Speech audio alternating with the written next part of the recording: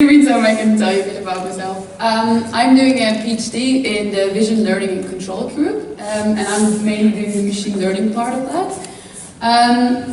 And my talk is about training artificial intelligence to dig up the past, and my PhD in that is mostly about detecting archaeology from an aerial perspective in an automated way.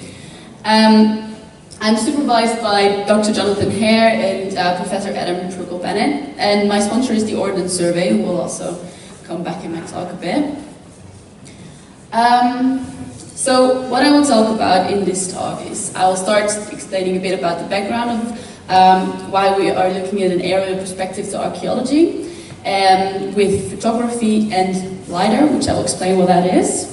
Then I will go on to explain what is artificial intelligence and what is deep learning, maybe some buzzwords you've heard in the news, and how you actually apply them. Then also I will go into a case study for specifically archaeological object detection in Arran.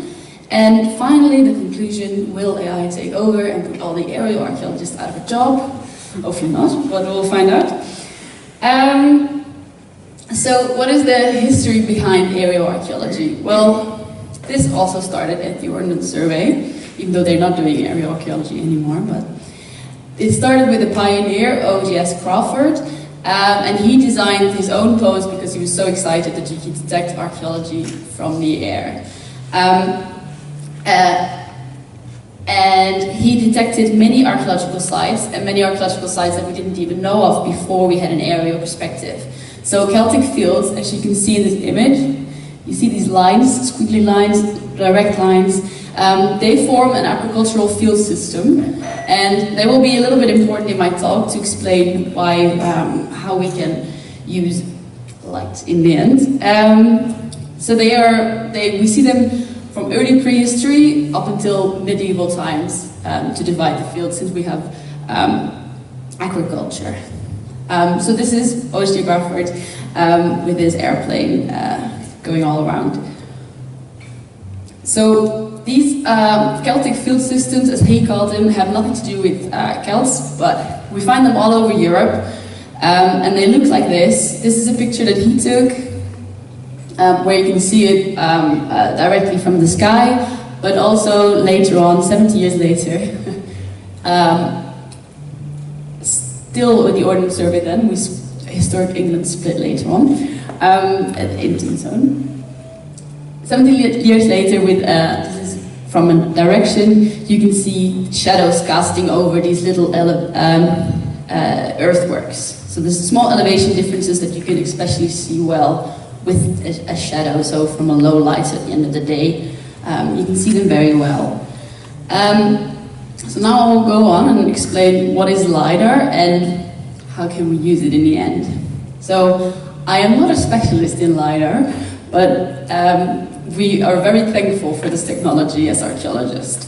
So what is, you might see from this acronym that it looks a bit like radar. Well, it's radar, but then in the visible light. So the abbreviation is light detection and ranging, and it sends out pulses of laser light, as you can see in the top of this image, and it measures the distance to the target. So in the second image you can see that it goes here to the target, and it will send out a different distance from the light that reflected.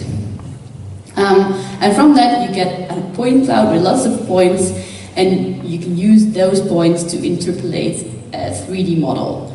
So this technology came very quickly after lasers were developed, and initially for meteorology, so they wanted to measure the clouds, whether it will rain or not. Very useful technology. And then in 2001 we first applied it in archaeology based on the aerial perspective that they can take from an airplane or a helicopter. Well, so how do we do that from an aerial perspective? You have the laser scanner on the airplane, who has the same as the previous example, sheds a laser like this and measures the distance to the objects, to the ground. Anything on the ground you will find. And what is so transforming for archaeology? Well, it can see through the forest. So there are a few lights that will scattered back, as we learned before, the light reflects, but it will keep reflecting until it has hit the ground. So the last point of return is the ground. So if you only take all the last returns, you can you have a nice view of the floor, of the canopy floor. And that's as you see in this image. So that is amazing. Archaeologists have been using this technology ever since, and we've discovered many Mayan temples from it, and places where you previously couldn't find any archaeology because it's too dense of a forest. Now we can. So, very important. But still, this visual interpretation by humans has limitations. So this is again an example of a Celtic field, and you can make a light source shed on this elevation model, this 3D model that we discussed. You can shed a light from a very low angle, and you can see these objects, these lines. But depending on the angle of your light, you see very different things, and if you put it higher or lower, you will see more or less of an object. So it really depends on what object you're looking at, which will depend on what choice of visualization do you make. So we can optimize this with using artificial intelligence, as I'm going to be showing you here. So there has been some other work in automation for archaeology beforehand, mostly doing basic computer vision approaches, so finding circles and lines. You can use those, but they are very costly to make. So if you want to find circles, you will find all of the circles. So they will have to be very locally optimized to be able to be good enough to distinguish them from cars, from things that are also on the floor. So as soon as you've done that, you can't use it elsewhere, so it's very expensive. But then came deep learning, and this is something that I am working on. So this is a technique to let the machine train based on previous images that you've given it. So it's inspired on the human brain. And I'll come back to this slide. I'll first explain you how such a neural network, deep learning, works. So a neural network, a deep learning neural network, is designed in many layers.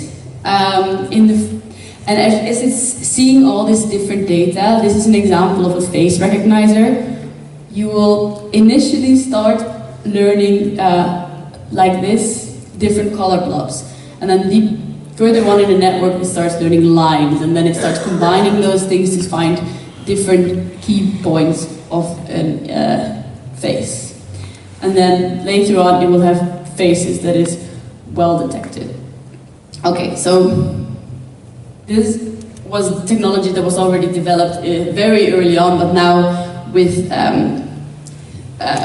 recent improvements, it's gotten much better. So, especially since 2012. So my PhD is very topical right now. Maybe since 2012 you've also heard more about self-driving cars and other things using deep learning. So why did that boom happen, and why is this such an important technology?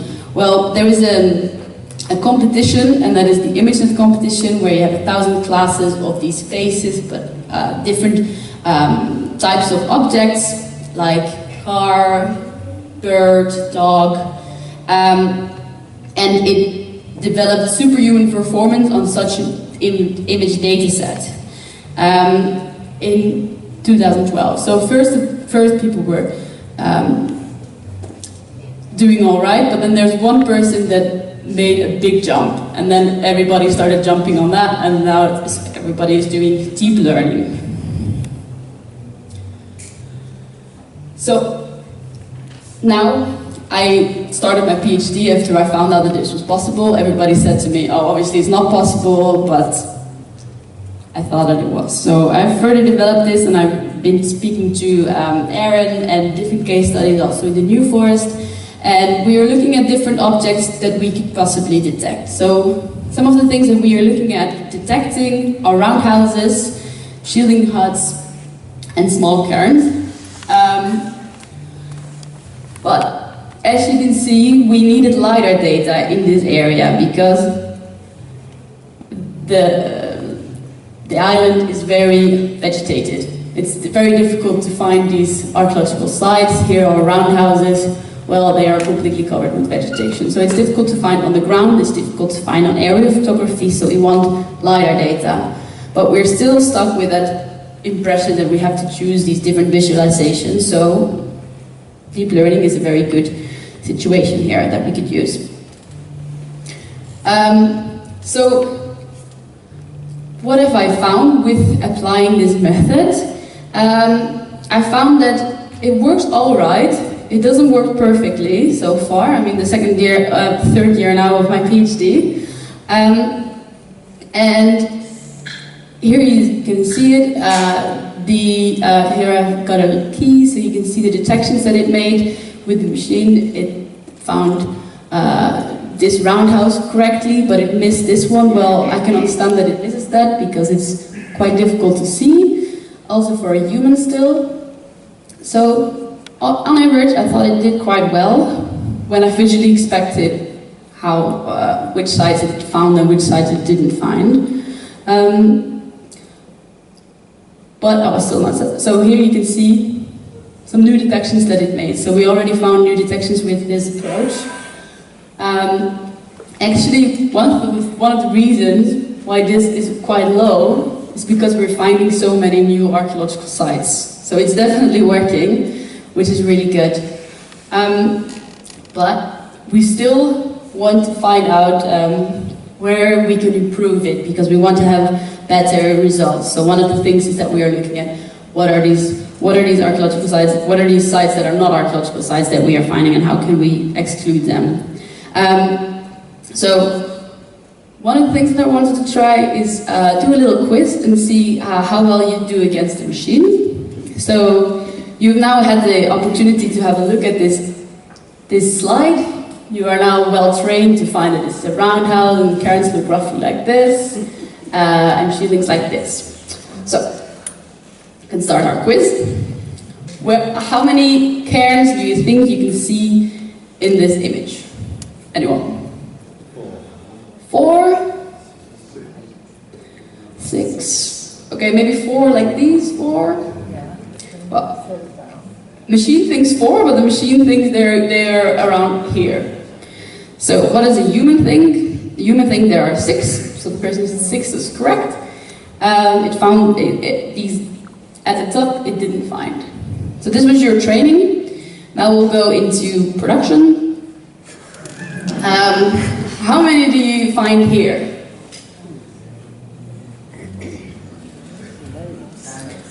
10. Wow, okay. Well, the machine thinks there are 6. Well, do we agree? The actual human thinks that there are none at all. So I can understand why it's finding these things, but apparently they are peat extraction piles. So there was a lot of peat extraction happening in Erin some time ago, and they've left these bloody piles that we keep finding. And actually, 32% of all the detections, also the known objects that it found back, are cairns on deep peat. So we don't want that. So what is another thing that we are finding? We are finding roundhouses that are actually cattle feeders, and we're finding golf courses. Well, I don't want them either. So what am I going to do about that? I am excluding these areas based on my domain knowledge, that I know that it's finding all these things that I don't want it to find. So I make a mask based on the land use and the peat, with all those piles, and I'm excluding them. So this is some of my final things that I will include in this method. So to conclude my talk, we can definitely use AI for this technology, and since I've started my PhD, there are also other PhD students working on this, and I've presented my work at many conferences, and people are very excited about it. So that is very good. You can use it for very specific types of sites. So what you've seen in my examples, they are mostly circular objects. You need many examples also of these objects before it will train sufficiently. So it is useful, but much more research needs to be done if it can also be done on more specific sites with lower examples. And that's something that is anyway a very big research topic on this in this research. And also my supervisors even said, okay, you have such a small data set, it will never work for you. So the whole field is moving whilst I'm doing my PhD, which is very good. And it's definitely a good technique to narrow down your search. So in Scotland, in Erin, they can't all focus on this small island. They have a whole, with their team, they have all of Scotland to think about. So if they can find all the cairns with some certainty, then that is already quite good. But in the end, we still need humans. So to come back to the beginning, if AI will take over, no. We still need humans, obviously, and also in the future to verify all the site locations, the new objects that we found. We need to also give them the data that the AI has found, and then they can react to maybe erosion or looting or anything else that is going on. And then also for finding unknown object types, like OSG Crawford did find his unknown sites. Also humans will find the unknown things that a machine is not even looking for. So thank you. If you're interested in becoming an archaeology volunteer as well, you can do that. Thank you.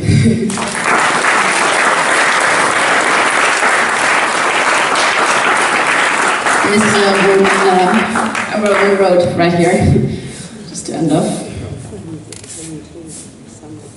Where's the second microphone? Thank you. Cheers.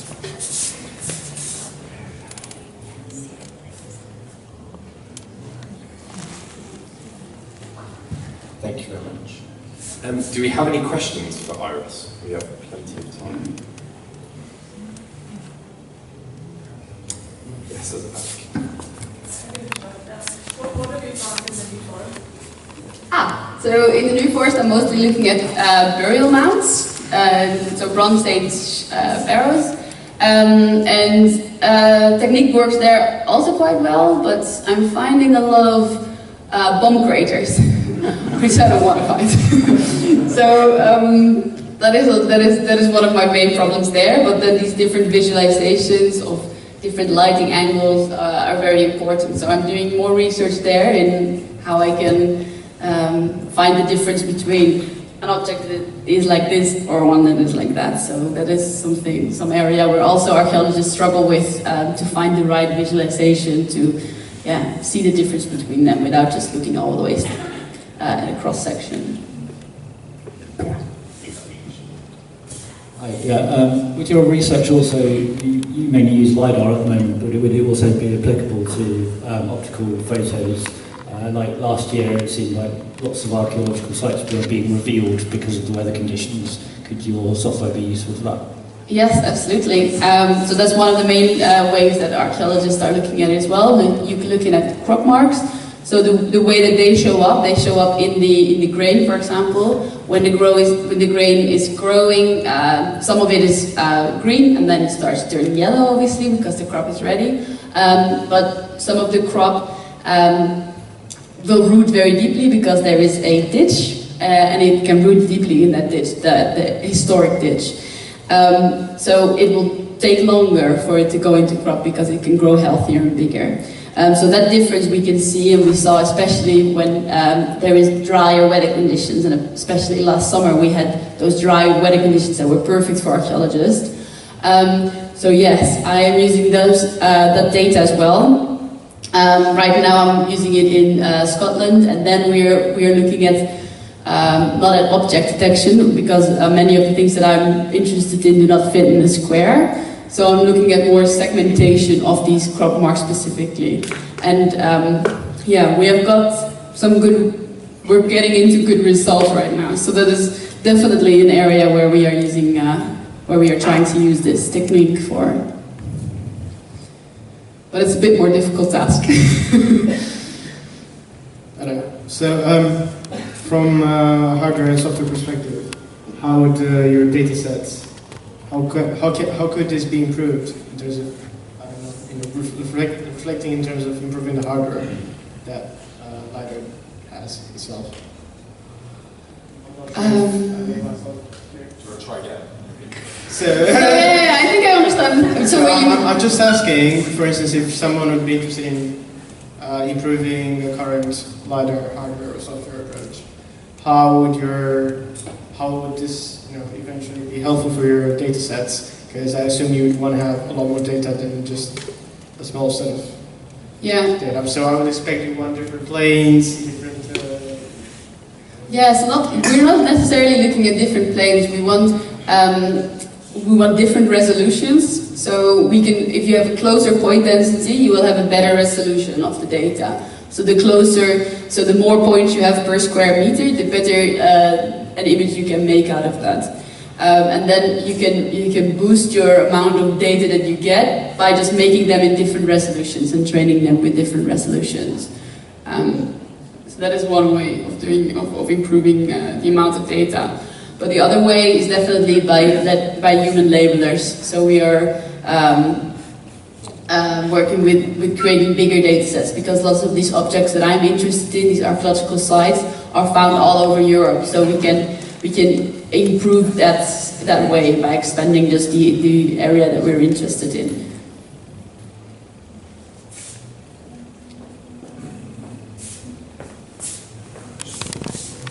How old does a site need to be of archaeology, of interest? Officially, I think it used to always be 50 years ago, but I think nowadays people are saying yesterday. So that's the official description of when where archaeology is. But yeah, so it's also historical buildings, but what I'm looking for is very specific period in the past, but I'm most interested in objects where there are many, so yeah, the algorithm works. So if a volcano erupted and destroyed so if a volcano erupted and destroyed a city, modern city, would it immediately become an astrological location? So we have Pompeii as an example. Pompeii except modern day. Let's say if Milano somehow was someplace just got volcano. Yeah, so I'm not really the person for the terminology. I also have problems with these terminologies. So yeah, that's an argument for the archaeologist. I'm still an archaeologist, but yeah. I also agree that it's a bit funny to say yesterday, but it's difficult to make a barrier somewhere. Yeah. So may I ask how many pictures like this you process? Because for one picture you can do it as well, and so to thousands, millions. The amount of locations that I have are ranging from 200 to 500. Of known archaeological sites of one object type.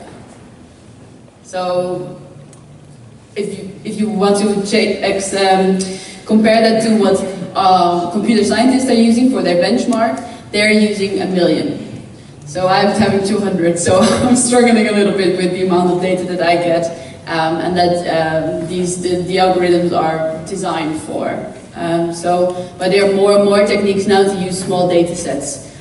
So. It's possible, as I've shown as well, yeah. Are you synthetically creating training data? Or are you creating synthetic training data? I'm doing that. Mostly by rotating my images and augmenting them in different ways, so making them more blurry, shifting them, rotating them in all sorts of ways. So that is like one way to create that data. With aerial photography, we're using something more exciting even, where we are extracting the areas that we're interested in, so the masks of the crop marks, and then we're projecting them on different backgrounds. So that is also a way that you can, on different backgrounds of agricultural fields. So that's also a way to improve your amount of training data. Do we have any more questions? I have one last question. What's the definition of a burial mound? Is it just as it sounds, as in like a person is buried there, or is there anything? Yeah, so this is a practice that has been done for a very long time, and there are many different types. So sometimes it's just a main burial in the middle. You find that lots of them around Stonehenge, for example. So it's like that's a very funerary location. So yeah, it's a burial that has been, and then they make a mound over it. So it's very simple like that, but you find them in many different shapes, also because they've gone through many different times. So you have them even sometimes not as a mound, but as a pond. So there's a pond barrow, a long barrow with different chambers sometimes. So it's just a way to bury the dead. Yeah. If there aren't any more questions, I would like to thank our second speaker. Thank you, Alice.